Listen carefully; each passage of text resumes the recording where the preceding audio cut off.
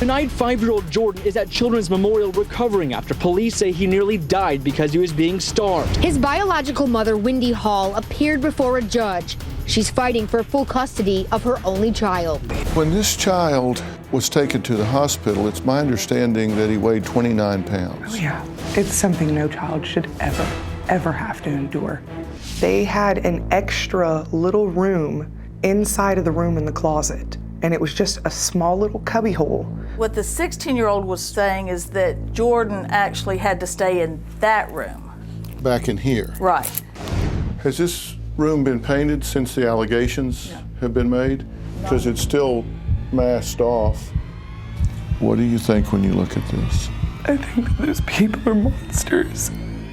Bradley and Tammy Blymeyer were arrested and Tammy bonded out of jail. Cops found out about this horror because the boy's courageous 16-year-old stepbrother had enough and got into a fight with his stepfather over the abuse of this little boy. Well, today we have an exclusive interview with 3 of Jordan's step-siblings who describe what they saw and heard in that house. Their mother, Tammy Blymeyer, did eventually sit down with me in an exclusive interview months after I gained access to the house. Now, I'm sure you noticed that when her attorneys let me in, the house looked immaculate and the closet was nothing like a prison. I said right then on the spot, I thought it was staged, and as it turned out, I was exactly right. When I spoke to Jordan's stepmother, Tammy, she denied abusing the boy. She just said, I had no idea. Here's what she told me.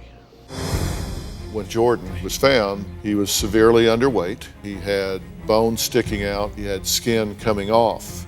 I never even saw that. I didn't see him looking like that. Why was he wearing a diaper when he was found?